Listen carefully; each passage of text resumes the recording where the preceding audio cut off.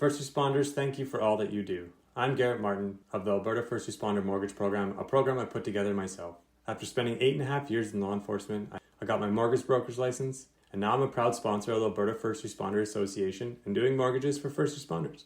No matter where you are in Canada, reach out. We're talking exclusive rate discounts, cashback offers, and guidance from someone who's been in your boots. I know the demands of the job, and I know how to make homeownership easier. Whether you're buying, renewing, or refinancing, I'll compare top lenders from across Canada to save you money.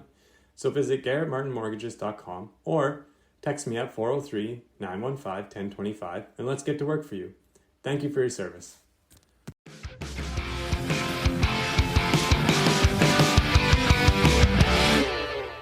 Sirens, Slammers, and Service, a podcast for female first responders by female first responders. My name is Nikki, and I will be your host. As a former correctional officer in Alberta for almost 2 decades and the founder of Blue Line Fitness Testing, which provides law enforcement fitness testing and first responder wellness workshops, I started this podcast as a way for female first responders to share the trials, tribulations, and triumphs of their daily work. I want to showcase the unique perspectives, skill sets, and personalities that women bring to a first responder career and share their stories.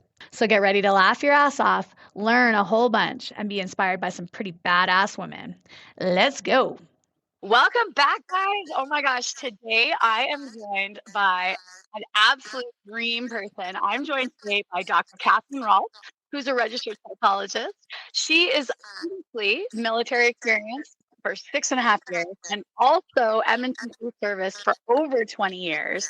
And we had the honor of meeting at the Legacy Place Mental Health Symposium, which was just phenomenal. We started chatting and I said, you've got to come on the podcast. And then logistics, technology, schedules, me having to move unexpectedly for Blue Line has thrown a wrench in this, and it has taken us 2 months to finally align our schedules. But here we are, guys. Here we are, because we are nothing if not determined to make this happen. Welcome, Kathy. How are you today? Thank you so much for having me. I'm doing so great, and I'm just so excited to sit and share with you today. It's just, yeah, you're right. It's funny. It's been a bit of a practice in patience, but, I think it's just so great to, kind of finally be able to connect. It just kind of makes it even more special. Yes, it absolutely does. It absolutely does. No, and we had such a great conversation at the symposium. I thought that symposium was incredible. To any of our listeners, if you didn't get a chance to go, so it was at the end of September. If you didn't get a chance to go, guys, put it in your calendar for next year. It was incredible. It was a full day of really great speakers. There was the whole kind of trade show booths at the back with tons of free resources, information, just people to talk to.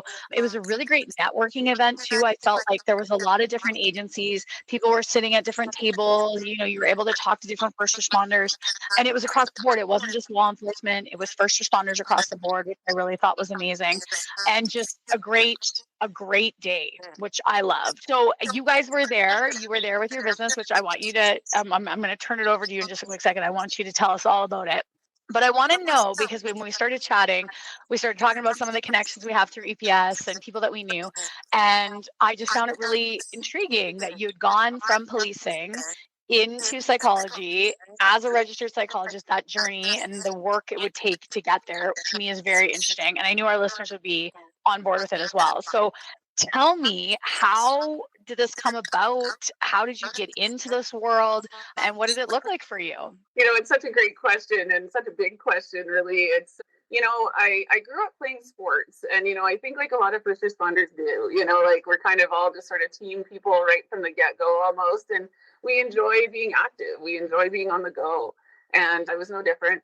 And really just, I think, especially when it came to sort of, how do I carry this through after high school? Because I was not getting a scholarship for sports, believe me, but, it was always nice to move around, right? So, it's kind of a funny story, but from my high school to the corner store where all the candy was, in between in Red Deer, there's a reserve unit for the military. And so you'd pass it all the time, junk food.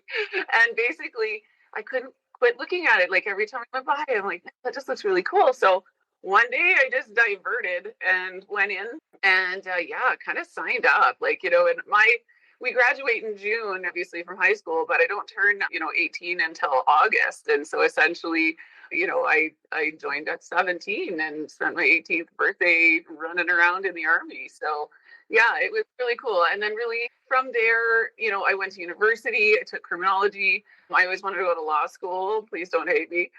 In criminology, because you have half people that want to go law and half that want to be police officers.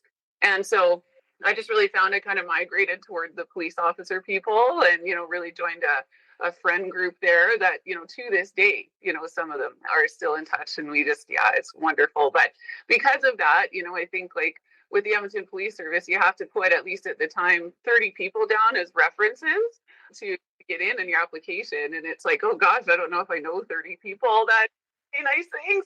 Because I was in the military, I was asked to be a reference for a friend of mine. And so we always joke that basically they called about her, but they sort of recruited me during the conversation. So it's her fault I got on and my fault she got on. But yeah, quite funny. So yeah, basically I was my contract was running out. I was living at the base and really kind of jumped ship, basically went green to blue and, right from military to police and, spent 20 amazing years in the police service. But, at about 10 years, I'd always had an interest in psychology. So at 10 years, you get this pin and a handshake and congrats on your 10 years. And, the first thought I had was, man, like all this time I've been kind of hanging on to this dream of being a psychologist. And so, I just sort of threw it against the wall. I'll apply, see what happens. And sure enough, got in. So I worked full time. At that time I got promoted. So I was doing grad school, like through Athabasca University and, kind of running a squad of, 12 to 16 people and midnights and, all that kind of stuff. And basically ultimately set up a practice while I was still working. And ultimately I got to 20 years and I just had to make a decision. It honestly came down to just, I can't just keep working basically 2 full-time jobs. And shift work was going to be a reality again right away for me. So, it's obviously tough to run a practice on shift work as well. So, at 20 years, it was time to go and, sort of choose, you got to pick a path. So, it was time to jump ship and, really all the way through, of course, I obviously had a huge interest in military and first responders and having an understanding of the culture. It was nice because even at that time, I think first responders, really hate having to explain culture and the microaggressions that go on within these organizations and, the sanctuary harm, and let alone they don't want to break their therapist. People would come in and they're like, I've seen some stuff, but they're afraid they're going to tell me it's you. So to be able to kind of say, well, sometimes self-disclosure is a thing where it's like, you don't have to worry about that. Like I've, been there, done that. And so, you can really almost kind of see their body change. They're like, oh, okay, let's get to it. So really it's been such a blessing. And the first responder world, unfortunately 20 years there, we saw some members unfortunately take their life. And, that's always really tough. And I think when I kind of wanted to pick a path around, do I want to do like criminal minds, like behavior analysis, or do I want to take it for own? And, that was really for me such a big clarifying point of, we really do need, in my opinion, more first responders that go into so it's like I said, it was nice to sort of hop over, but still get to spend a lot of time with my people in the first responder world. So. Yeah, I think, like you said, it is definitely one of the things, and I want to break this down, but I'm going to ask you some other questions first. But it is one of the things I hear all the time from everybody that I've talked to about, like, when they go to seek help, like spending the first 1 or 2 sessions just explaining the culture, explaining the slang, explaining the, like, again, like the little nuances of the first responder world. And they feel like they're just wasting, because you get 6, right, through EFAP or whatever it is. You get 6 sessions. You can't even fucking brush the surface within 6 sessions, especially if you're wasting the first 2 trying to explain to somebody who has no idea what our world is like. And so I think coming from that background, already understanding the slang, already understanding shift work, already understanding that side of things is a huge addition, because you just cut through that bullshit. Let's get right into it. And like you said, I could totally see, oh, they already get it. Oh, they're not going to be traumatized. They've seen worse shit than I have, or they've seen the same shit as I have. So yeah, I think that's incredible. So I want to take you back just to the military days, because I think, like, again, just coming from that experience. So were you like in full time, or were you in the reserves, or like what did that look like for you? And was there something along the way there that kind of guided you as well? Like, oh, I've learned this, or I've taken this from this side of the career. There's a few things there. Yeah, it was a reserve unit. So I joined the reserves, which meant that basically like university would end in April and I would go to Kingston until September every year for several years. And, it was good too, because really there was a couple of things. The first was basically by the time I got to the police service, I was teaching drill, or at least helping the instructor and another military police officer. And so we really helped out with the drill. Also leadership, having confidence in decision making, having to kind of, we would do a lot of obviously like practice or exercises around, just crisis management at times. So, really there was a lot of obviously the team aspect. And then the Edmonton Police Service is very paramilitary even in their training. So basically, when you go from a military environment to a paramilitary environment, like, it's easy to kind of even just adjust to like the culture and the training that goes on, even as we're kind of just going through kind of that initial stages. But I can truly say, because I started as what they call like an NCO or a non-commissioned officer, and then I did what's called like a commission from rank. And so basically I went from, like a corporal to lieutenant. And then I was actually on my captain's training in Kingston when EPS called and said, like, we're taking, you should come back. So, okay. So, yeah. And so really, through the years, especially, that young as a young adult, to really get some exposure to leadership in all aspects, especially in the paramilitary and military culture. And you take the good and you take the bad and you try and sort of mold your own style around that, so that to me was a really big part. Well, and leadership as a young female in a very male dominated environment like that. Also, like, I mean, I remember being 25 when I became a supervisor at the jail. And like the guys that I was supervising were 50, late 40s, early 50s, late 50s, early 60s. They didn't want to listen to a 25-year-old kid who's now their boss, right? Like, so navigating how to have people that do need to follow your direction and that you are the supervisor and they do have to listen to what you're saying, right? And so how do you do that? How do you wade through those waters? So yeah, I can totally see that. Did you do your degree at the U of A? Did you do criminology at the U of A? Okay, yeah. Mm-hmm. That's where I went too. Maybe, when did you graduate? 99. Oh, okay. So you would have been in the program as I was coming into it. So I started in 97 and then got into criminology in 99. And then I graduated 2001. So we would have crossed paths. That's crazy. We probably never would have been in the same classes because you would have been all in fourth year classes. But that's really cool. I love that program too. Dr. Spencer, is he not the best professor in the entire world? He's so great and just so like low key, right? Like just the best. Yeah. He used to, because I played varsity rugby when I was there, and he was a big like Pandas Bears fan. Like he was a big sports fan. And so in like the class of like 400 people, there was me and there was a Bears football player, and we always just hang out because we're both, we'd see each other all the time at sports. And he would be like on like a Wednesday, Nikki, are you out there? And he's looking, and I'm like, oh my God, Dr. Spencer, shut up. And he'd be like, where are we playing this weekend? What are we doing? Or I'd come back after like, go to nationals and stuff. And he'd be like, guess what, everybody? We have a national champion in our midst. Nikki, can you please stand up? And I'm like, oh my God, Dr. Spencer, no. I could try and like hide in the rows. I was like, yeah, hey, it's me. Like, thanks, sir. But he was the sweetest. He was the cutest. And he was so knowledgeable. Like, I remember like thinking, this man, like, he can never retire because the amount of knowledge he has in his brain when he leaves and that goes, like, oh my God. I think you're right. He's sort of like a surrogate dad, but just such a beautiful energy about him, right? Like, I mean, you're right. He's got just all of this knowledge in that giant brain, but he's also just like, we're cool, we're chilling, Yeah. Yeah. Okay. And so then let's go back to EPS. So 20 years, like, I mean, that is a chunk of time. Like it is. And it's so funny because like when you start to think back and you're like, oh my God, I did that for that long. Like that's a long time, right?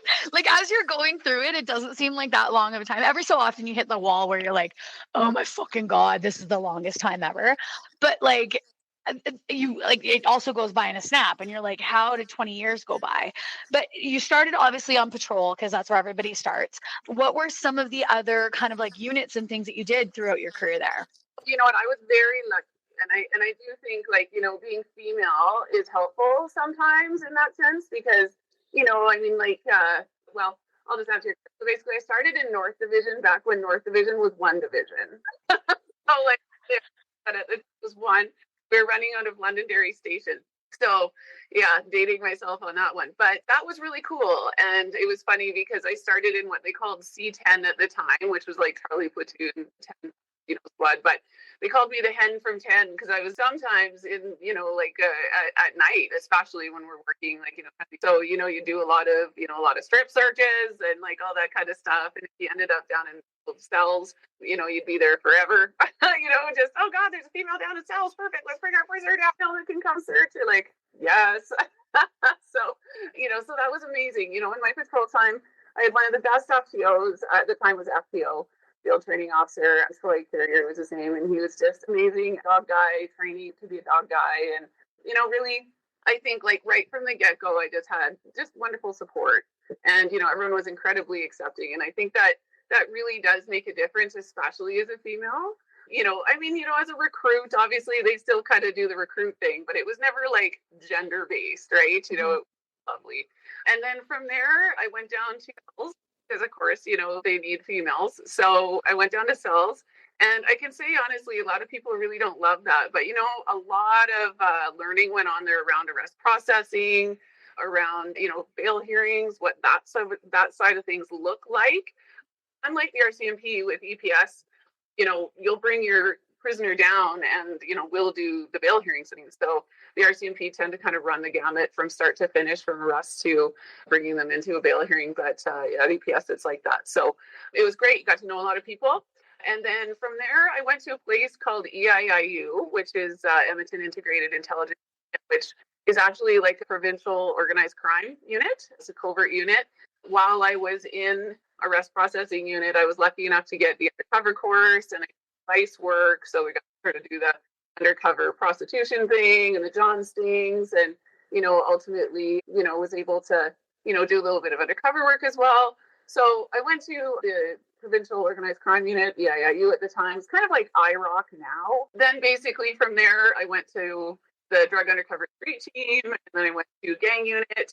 And then I went back to EIIU. So, with funding world for a long time. And I was just so lucky to do all that. It was guns and drugs and then from there, I went to Southeast Division Patrol. I got promoted out of there. And then I went to Southwest Division. And they put me as a detective. And I was like, I want a squad. I want to be on the street. So they're like, well, no one ever says that. It's like, here, take a squad. So, so I was lucky enough to have a squad for a few years. And honestly, when I look back on my career, I was able to do some really cool stuff. But that squad it just has my heart to say. It was absolutely the best time. I was lucky enough to get some temporary acting staff sergeant time. But while I was there as well, it was the best. Southwest Division, so good. And then, from there, I actually ended up having to do my internship for psych, because along the way I had actually been accepted into grad school, and so I needed something a little more day shift. So I was able to go just kind of do like admin stuff for a while. Once I graduated, I actually went off. I took a year off.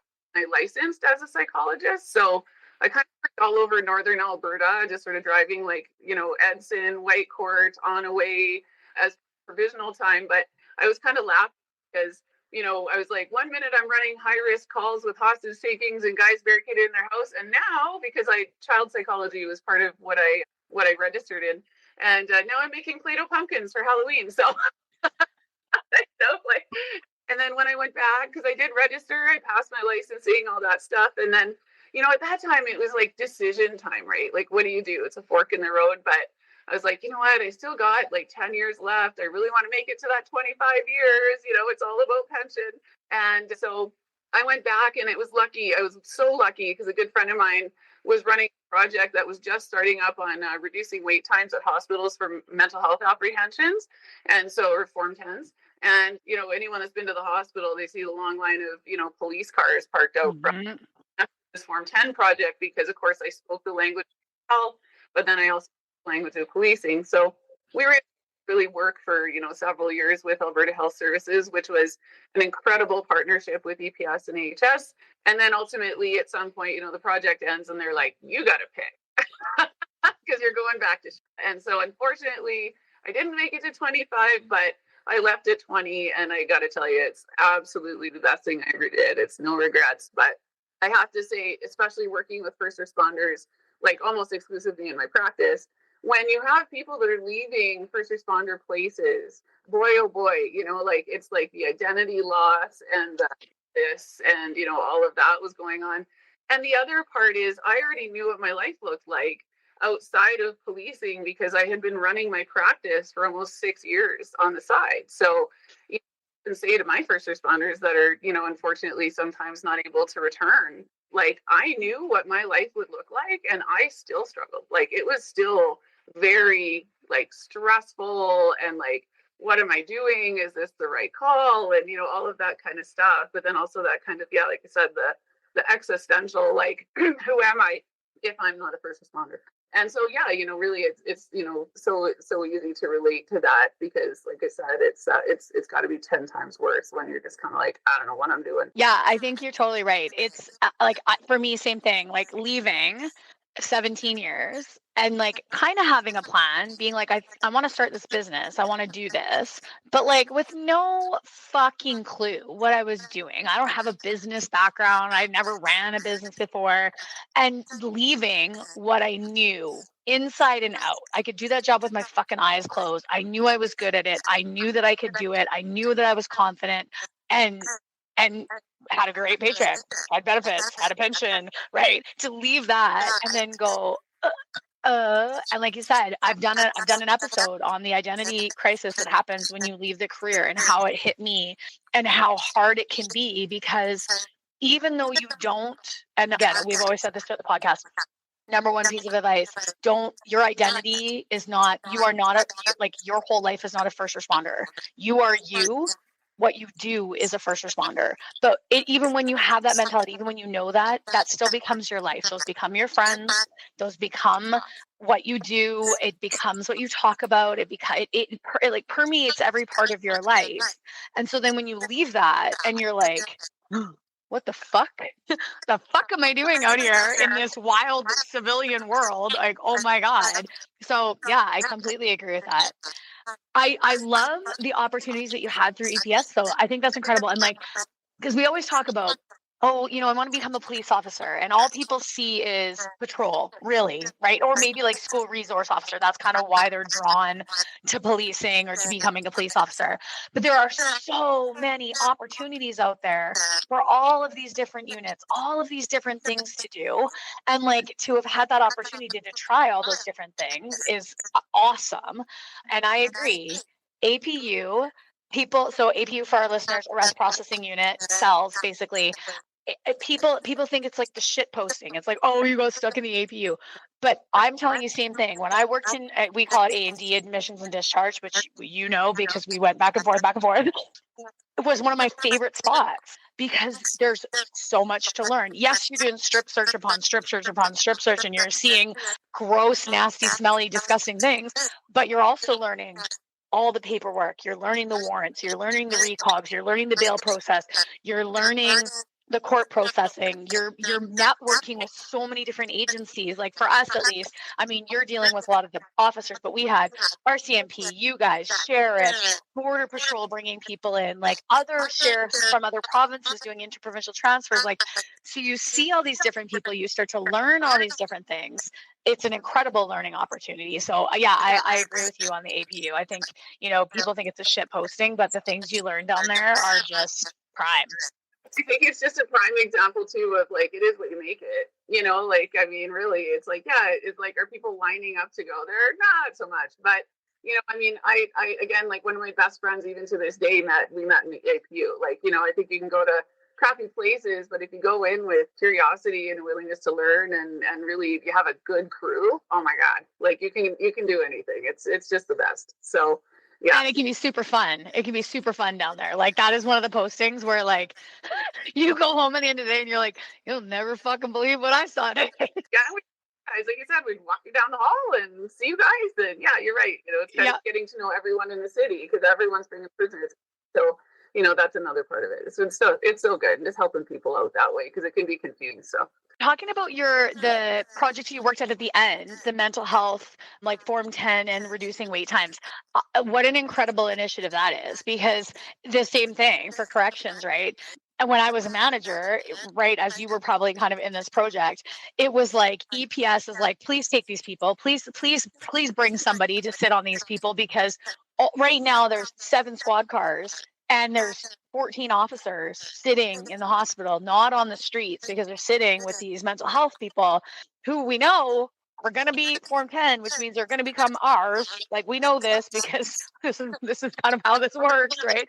So can we trade off early? And we'd be like, no, we don't have 14 extra staff to send you. Right.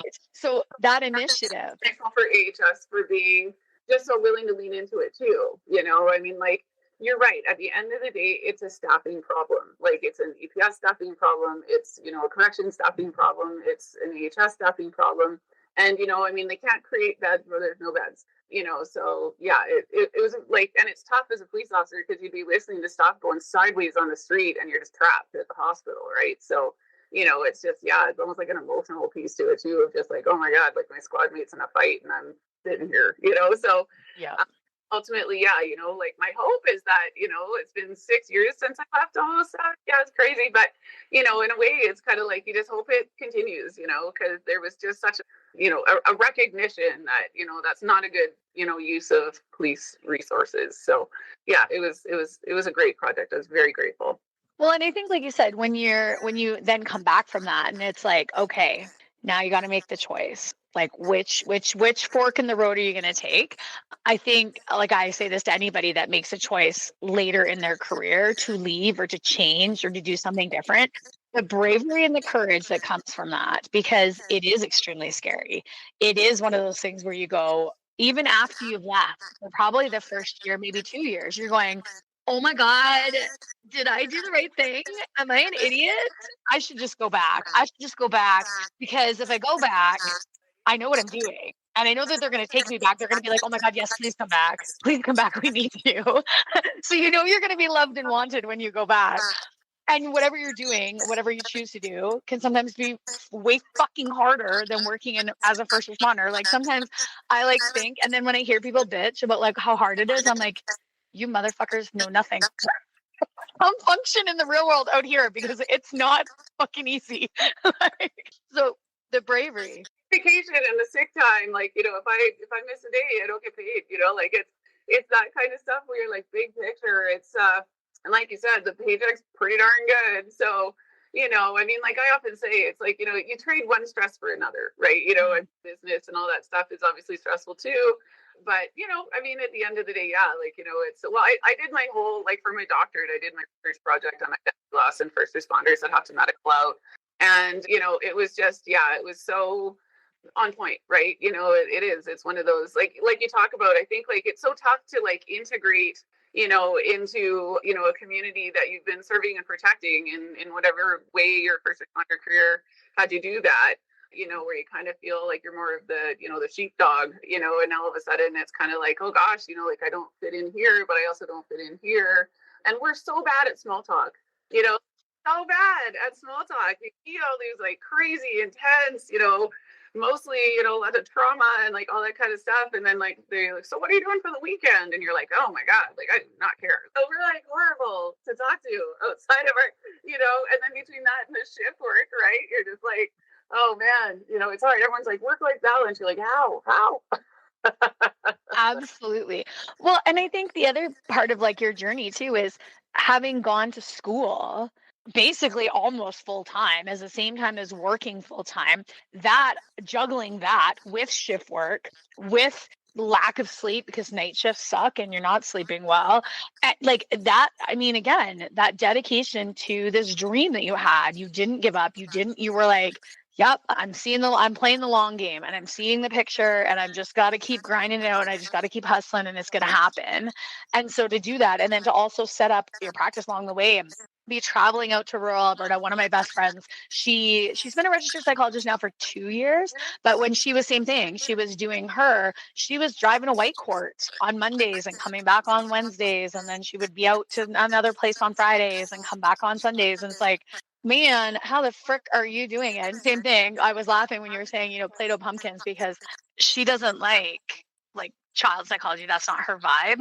And she had to do child psychology. And so she would come home and we'd see each other. I'd be like, oh, how was it? She's like, oh my God, I can't wait until this school stuff is done. I can't do this with kids. She's like, which is hilarious because she's like the auntie to my kids and they love her. Like, she is Auntie Moira and she is like the best auntie in the entire world. And she's an auntie to like her actual nephews and she's the best. But she's like, this is not my jam. I do not. She's like, I just feel like I'm doing nothing with these kids when I'm making Play-Doh pumpkins. And I was like, I mean, fair, but they're loving you. Kind of do it to get your hours in. And, I was lucky because, really it's like, yes, you're seeing kids. That was never, I don't even have kids. Like, that was really, not where I wanted to be. But, you're also dealing with the parents and you're dealing with the education system and you're dealing with, like occupational therapists and, like a lot of the EAs and stuff around kind of the high needs kids and, all that stuff again, it's just learning, right? Ultimately it's nice because of course, like now I have child psychologists that I can supervise, right? So again, sometimes you're kind of like, you're not even sure why you're doing what you're doing at the time, but it tends to kind of all come together later, Yeah. Yeah. Okay, well, I want to talk about your practice because I think what you've built is incredible. The team that you've built, the work that you're doing, again, the group of staff that you have, like incredible. I met a couple of them at the symposium and one of them we used to work together. So when I saw her, I was like, oh my God, what are you doing? She's like, oh my God, I just became a registered psychologist. And I was like, this is incredible. So really cool. But I also want to touch on, you mentioned two things at the beginning of the podcast that immediately piqued my interest and that I know our listeners would be interested in. So you spoke about microaggression and you spoke about sanctuary betrayal. And so I want you to tell me all about your practice, but then I want to dive into those two topics because I feel like those are two massive topics that nobody talks about, it's still like the dirty little secret in the first responder world. And it's why I personally feel, and again, this is my personal opinion, I'm probably right though, guys. I'm just going to say, but I think that's probably 95% of the reason that first responders leave the career or burn out or need to go elsewhere. So let's dive into that. But first, tell me all about your practice because I love it and I think it's amazing. It's funny because it's so on point. Like basically, I had not gone to a psychologist before, probably around 10 years or so. I started to kind of go to a psychologist. I was really kind of struggling with a few things. And it was interesting because she goes, okay, and I love her. Janet Carrick's her name. I love her. She's a straight shooter. She goes, so you have no husband, you have no boyfriend, you have no kids, you have no pets. She's like, yeah, you go to school, but you're trying to specialize in first responder stuff.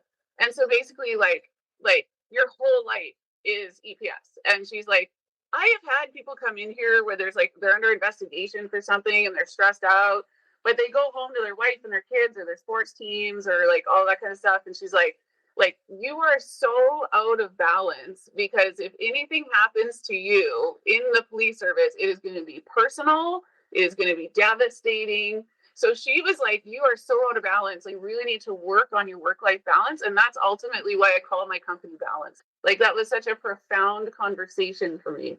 So yeah, so basically, certainly there's redirections in your life and, your priorities change sometimes. And, that's really what happened to me was essentially, like going through the police service. It was just kind of time to really reevaluate sort of like where I was putting my energy. And, ultimately I was so grateful because again, I kind of just hopped into my master's degree because I got in, but same thing, like, it was like everything was very centered around, the police service. So it was nice to actually kind of be like, okay, I need to like regroup, hang out with friends, hang out with family, but also let's get this practice going because that's mine. right? Like it's mine. And so, it was nice to, again, sort of sidestep into that. And I'd always wanted to get a doctorate too, but I left. And then I was like, okay, I'm going to give it a year and then I'm going to get my doctorate. And like that year came and went. And I'm like, the whole idea of it is exhausting. Like I just can't. So what I'll do instead is expand the practice because, I was lucky. I got busy right away. So I was turning away work. And so basically at that point, I was like, you know what, I think and with the help of many people, because it definitely takes a community, of support to kind of get you from, like you said, we're not trained in how to run a business. I worked for free a lot. Luckily for me, I just, I had a nice community of, so, we kind of all grew together and, some of them are still in the practice today. And I got to tell you, it's interesting because when you talk about sanctuary trauma, I really make an effort to make sure that everyone that works, for balance, with balance is happy and they're taken care of and they're attended to, because when you leave a toxic culture like a first responder community, and I mean, I still hear about it, with my clients. I'm pointing this way because my couch is over here. Basically, yeah, you hear about it all the time. And so at the very least you can do is just make sure people want to come to work, so that was great. And like I said, I actually have one of my admins is former EMS who's medicaled out and she's, redefining and going through her own psych degree. And so, right down to the people that are answering the phone, we have people that are just, we get it, we're here for you, and just an incredible team, just an incredible team. So yeah, really, it's I'm just one human in balance, but let me tell you, I've just got incredible staff. And then Samantha Dover, who was at Legacy Place as well that day. I mean, what a gift of a human she is. And so she's become a clinic manager and she's just, I mean, I can't even with her, there's just not enough good things I can say. She's just an incredible person and has an awesome reputation with the first responders as well. And then just really in the community. So, yeah, it's just kind of, now it's almost like I'm trying to keep up, it's growing and growing. And I'm like, okay, what are we doing? So, right now, usually, and I'm like, is this a good idea? I don't know. But yeah, so grateful, just so grateful. I think it's 99% of businesses fuck it, let's try it. Fuck it. If it doesn't work, we'll sort it out. Sometimes you swing and you miss, and sometimes you hit it out of the park, right? But you're never going to know unless you got to go. And it's funny because getting onto the police service was kind of like that. And then getting into my master's was kind of like that, which is I don't know. I just stumble around and sometimes stuff works. I saw a meme the other day and I posted it and so many people commented on it. It was I don't know when you get your shit together, but it's not at 45. And I was I saw it, burst out laughing and was this is my life. And I'm 46. Fuck. Oh, yeah, we're still looking. We're waiting. Yeah. It's people of all different ages. My friend 55 is also not it. And then my 22-year-old friend was Nikki, I can't hear this today. I need to know that I'm going to have my shit together by 45. And I was you're not. I joke sometimes. I wish I was 13 then, right? I went to parent-teacher interviews last night and my girls are oh my God, life is so hard. You don't understand how hard it is to go to school every day. And I was are you fucking kidding me right now? And bless the teacher. Because I looked at my kid shut the fuck up right now about how hard your life is. And I was oh, really? And the teacher is so sweet. She's she sees my look. She sees my kid. She goes, your feelings are valid to my 12-year-old. And in my head, I'm no, they're fucking not. Stop it. My eye goes down. This is not a thing, man. Yeah. Right.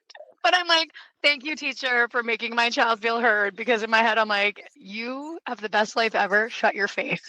Okay, so let's dive into these two topics because I wanna touch these. I wanna lean into these hard. So microaggression and sanctuary betrayal is, I think you said sanctuary betrayal. No, sanctuary trauma is what you said, right? It's kind of all interchangeable. Sanctuary betrayal, sanctuary trauma, sanctuary harm. I mean, I've kind of heard all of those terms together.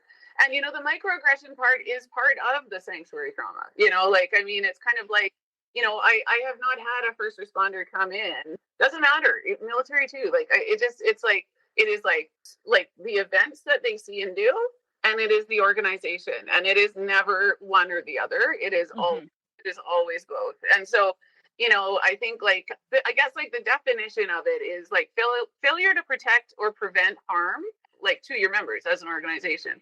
And so when you think about that in the context of PTSD, it exacerbates the PTSD. And so basically, like, you don't see a definition or a DSM diagnosis of sanctuary trauma. I hope that changes, to be honest. But essentially what it is it's like, if you are supported in your organization, even if something bad happens, it'll lessen the blow, right? Mhm. I can't even tell you, I've got example after example of something really traumatic, like people getting into shootings or like having to deal with a homicide that happens in front of them. And, right there, like, you can go to the hospital because you had a blood exposure, but you have to do your paperwork first, or like nobody checks in when they go off, or, like, I mean, just all of these things where it's like there's just such a fall down on the part of the organization, or, there's things like, investigations, right? Like sometimes there are investigations and that's fine, but like, how as an organization do you handle that? Because, by policy, a lot of the time, they can't help it. They have to investigate. It comes in writing, for the Police Act, especially, like, it's really kind of my lens, but, they absolutely have to investigate it. But how do you take care of your member when, like, yes, it's policy, but how do you take care of your member in need, right? Because a lot of the time they don't come to anything, but this member at times is waiting for a year, 18 months, and they're stressed out, and sometimes it can be quite serious. So, it's really kind of everything from a bad boss or like a colleague that's harassing you all the way up to and including like staring down the barrel of potentially losing your job, right? So, Mhm. I mean, and it's all levels, it's all aspects, but basically what it is, does this person feel supported and cared for, within the context of their employer, and especially with the first responder world, because we're all kind of AAA people. We don't really, like I always say, feelings is the other F word.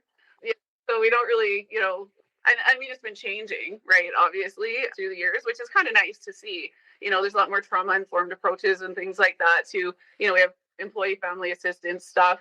That wasn't a thing when I started, so, it's nice to see it. But in the same turn, yeah, that is a big one is, people come into my office all the time and they're so angry at their organization. They're so angry. And, ultimately, anger being a secondary emotion to something underneath, I often say, I'm like, you're grieving. Like, you're grieving. You're grieving the fact that those 3 words that are on your patch, people do not abide by those, Mhm.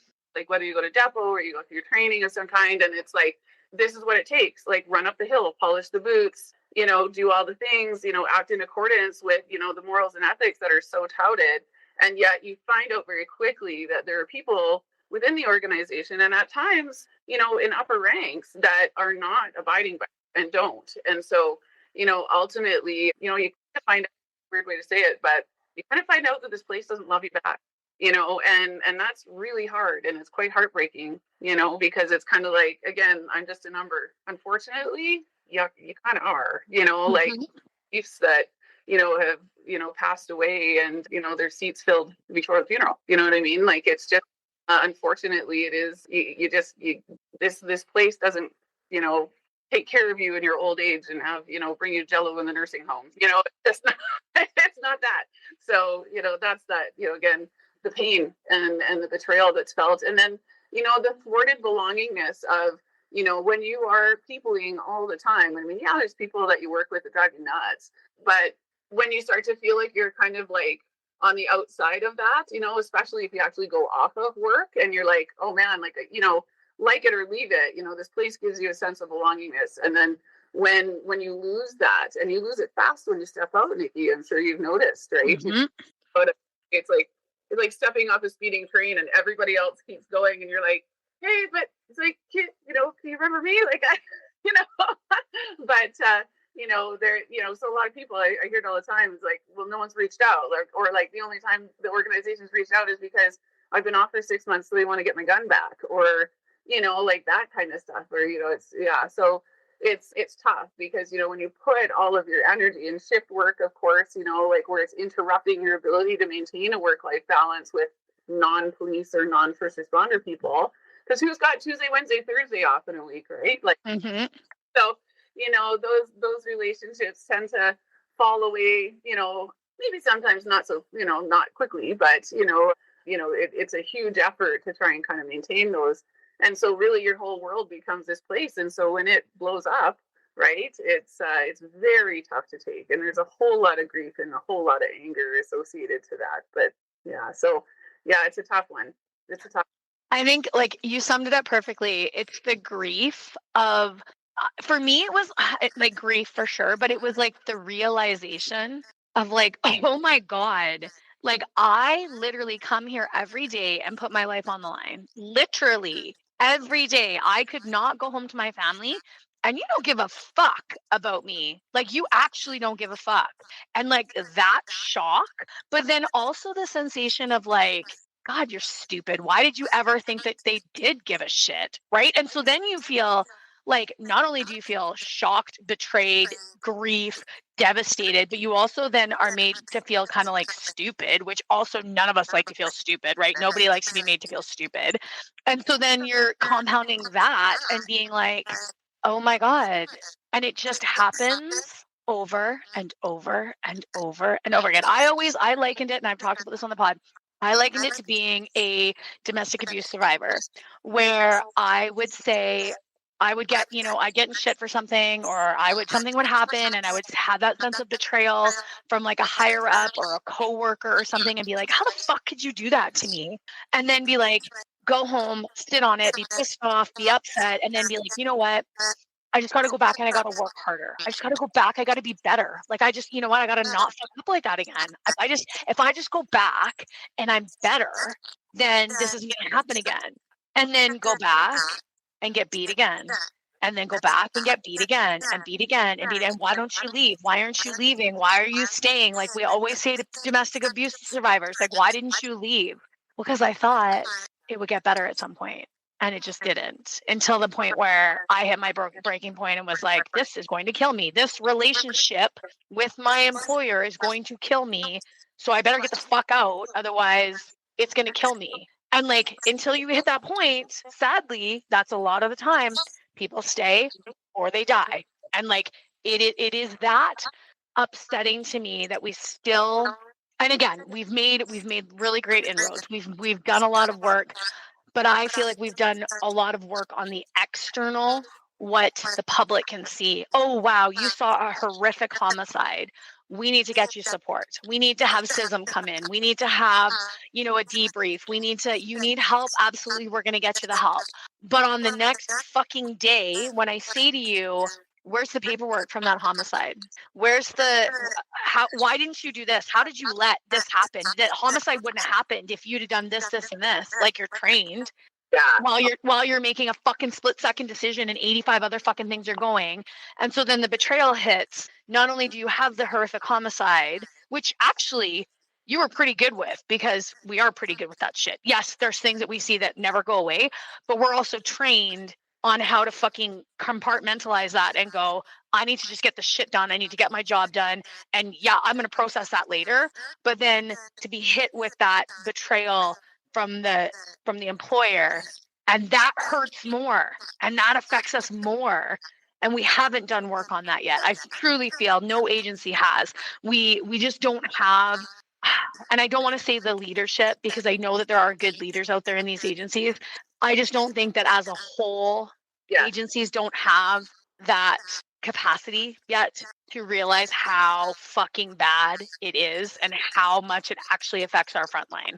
And I don't know how to fix that. I don't know how to get that education out there. I don't know how to train our leaders to say, you got to fucking fix this, because this is why first responders are dying. This is why people are leaving the career in droves. This is why people don't want to fucking come work here. It's not because they're going to see somebody get their head kicked in. It's not because they're going to have to respond and do a death notification. It's not because they're going to, have a child sexual abuse victim that they're going to have to, pick up and take out of there.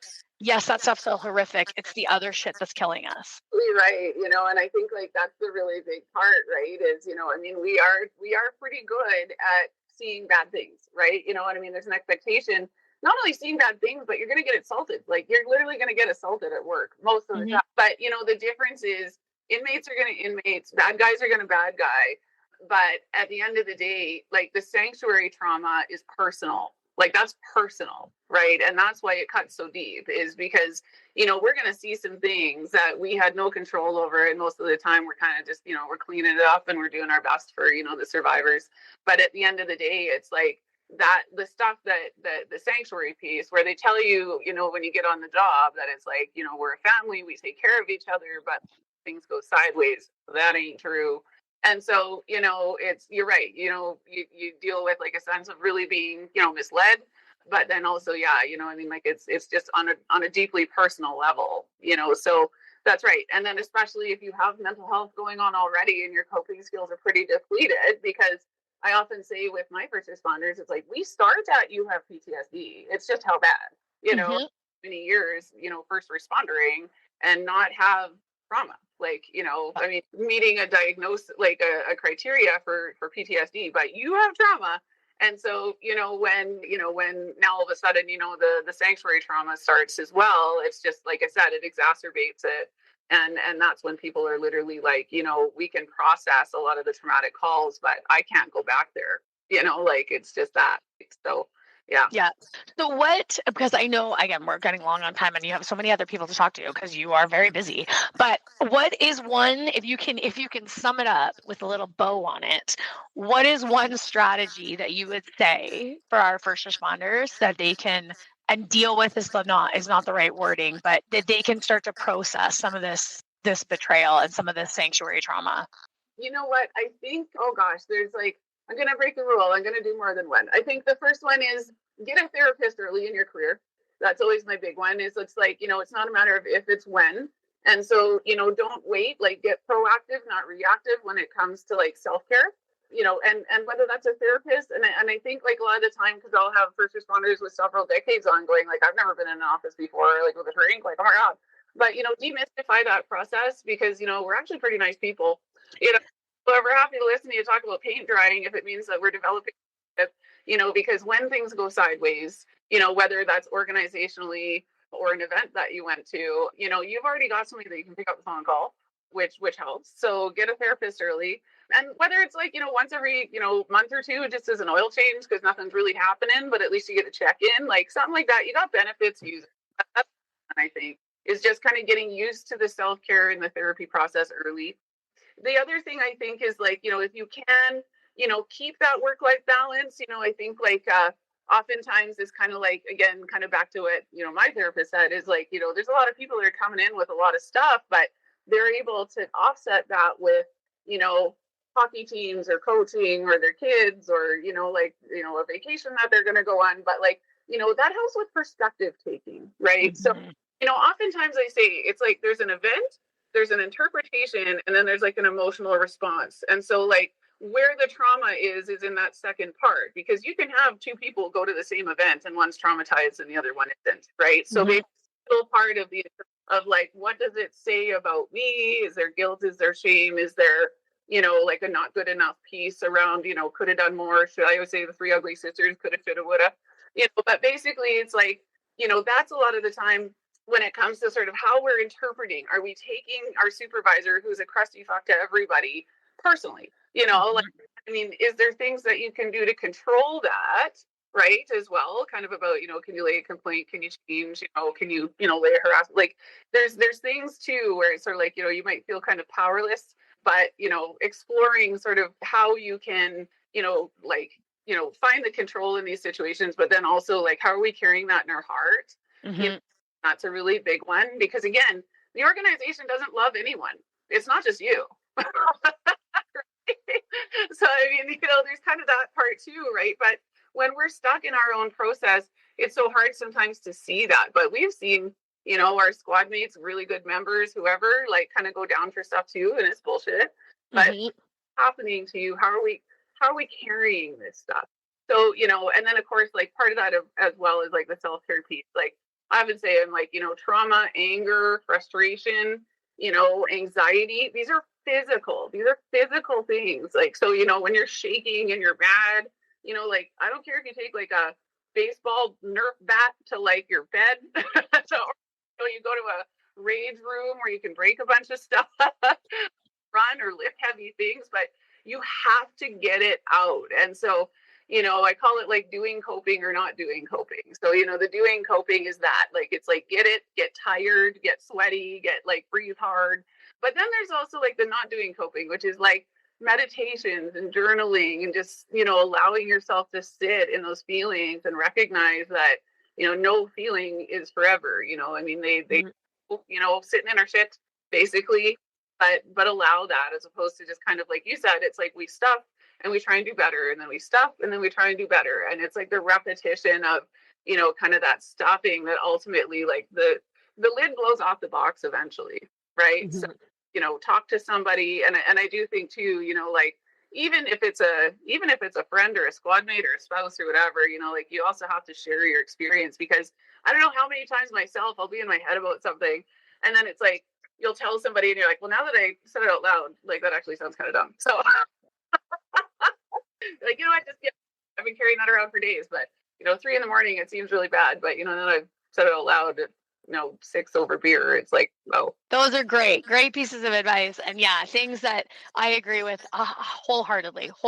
So I love that we're on the same page with that, because I think that there are definitely things that we can do so that we don't feel also so victimized, right? When you're just, like you said, you're sitting in the shit and you're like, oh, they're just picking on me, and like, oh, and it's like, no, they're picking on fucking everybody. They're picking on fucking everybody. Don't you worry. So yeah. Okay, well, I'm going to wrap up because, again, I know you're so busy and I've stolen already an hour and a bit of your time. So thank you for that. But I always wrap up with some fun rapid fire questions. And so, number one, and I'm going to take you back to your Edmonton Police days when you were juggling freaking shift work and doing your master's and doing your doctorate and all of that. What is your favorite food or snack while you were juggling all of that? A&W, like, drive through every time. You know what? I would love to say that I like vegetable. No, what's a vegetable? Like, I'm like, and honestly, like, late at night, which is mostly what we work, it's like, you could bring a boring lunch or you could go have something to eat. So that's a treat. That was always a treat. It's so funny because that is like, of all the episodes, and we're over 100 episodes in, that is like the number one, not necessarily A&W, but like the burger, because you can hold it in one hand. It's warm. It's comforting. You can get it usually any time of the day from any frickin' place that you work. No matter where you work, there's something that sells a burger. So yep, I get it. And French fries, like, fucking French fries are the best. Like, whoever decided to take a potato, chop it up, fucking throw it in some oil, and then put a shit ton of salt on it, like, mwah, chef's kiss. Thank you, sir, whoever came up with that. Oh, like, as a patrol sergeant, I had a burger in one hand. I'm at a red light, so I was like, okay, I'm at a red light, I can grab my burger, and then the phone rang. So I'm like, oh, I'm a great example right now. I got a burger in one hand, I'm on the phone, while I'm like, this person pulled up next to me and they're kind of side-eyeing me. Like, yeah, I know, man. Like, I'd give myself a ticket right now. Like, but and again, like, a lot of the time you're so busy, you're just racing from call to call, so you kind of got to grab something on the go. But yeah, for sure. Love it. Okay, well, you've already given a great piece of advice for somebody that's looking to get into the career. Basically, get the therapist, have your work-life balance, fucking figure your shit out, do what you need to do for your body. So I love that. I'm gonna ask you, what was your favorite piece of equipment that you got to use throughout your career? And you can go back to military days, you can go EPS, or you can even go now working with clients. Like, what's something that works really great that you love to do? I'll do all three. So, like, we got to use what's called a C9 in the military. It's like this giant machine gun. I was like, this is the best thing in the world. Like, it's like bandolier. I was like, this is seriously the movies. And then, like, at EPS, I was actually lucky enough to be a spotter in the airplane. So I got to fly around the plane and do surveillance. So that was like so much fun. That was so cool. And then here, it's my EMDR buzzies. It's like the tappers for EMDR. These things are like little magical things in a tiny box. Like, it's just, it heals a lot of people. So those are my three.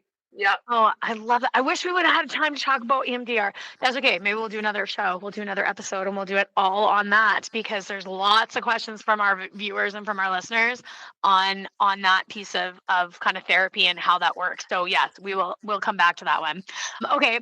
And then if you could have lunch with anybody in the world, who would it be? Gosh, have lunch with anybody in the world. Oh boy, gosh. Well, it's actually kind of funny because you have like the celebrities, you have like the the people that you're like, oh gosh, but I know it sounds kind of funny, but I'd probably my niece. Like, she is just like seriously the most amazing human being in the world, and she's just doing incredible things. And she lives in Calgary, and I'd just love to spend more time with her. I love that. And you know what is crazy is I've asked this question like a couple times, and people actually always pick somebody that they're close to, or somebody that they don't get a chance to see a lot, but that they're close to, like their mom or their aunt or their grandma or their. So, I mean, it does. It speaks volumes as to that network of support, that family or that friend or that, those people that have you. Because I come from not the most awesome family background. And so I also attest to it doesn't have to be your family. You don't have to love your family. They don't have to be your safe place because sometimes they're not.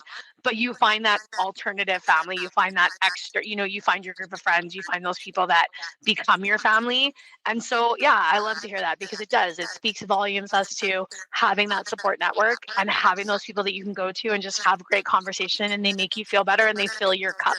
And you leave from that, coffee date or lunch date or whatever. And you're like, oh, I just feel better.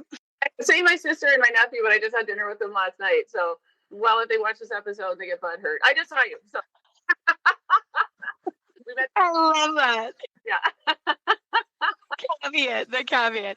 Well, Kathy, this has been amazing. I'm so glad we finally got our poop in a group and we're able to actually sit down and chat. And like I said, for sure, I'm going to be setting up another chat with you because I think there's a lot of things that we can dive into that we didn't get a chance to get into. But you've been amazing. So much information, such great, again, strategies and things that we can take away. So thank you for that. Do you have any last words for our listeners? Just, I'm so glad again that, this is just another example, Nikki, of people really trying to just destigmatize, mental health and first responder communities. Thank you for your podcast and your advocacy. And yeah, you know what, again, it's, seek out the help if you gotta, right? It's okay. And you're going to land somewhere soft, whether that's, in a therapist's office or somewhere else, but truly, the help's out there. So reach out. Love that. That is a great way to wrap that up. And again, to our listeners, stay tuned. We've got more amazing guests coming for the rest of season 10. I hope you guys enjoyed this episode. If you did enjoy this episode, I want you right now to text your best friend and say, oh my God, I listened to the coolest podcast ever. And there's these two totally rad women on it. And you should totally listen to it. Sirens, Slammers, and Service. It's on Apple. It's on Spotify. It's on all of the podcast platforms. So make sure you listen to it, share it. The more people that can listen, the more people that are going to learn the awesome things. So thank you, Kathy. Have an amazing rest of your day.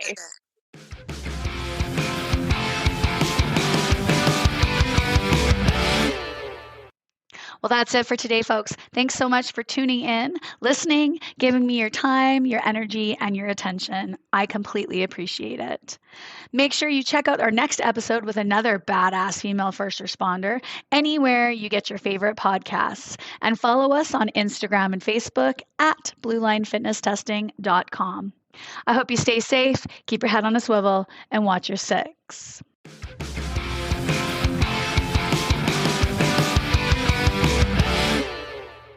Blue Line Fitness Testing is a premier law enforcement fitness testing and training center based in Edmonton.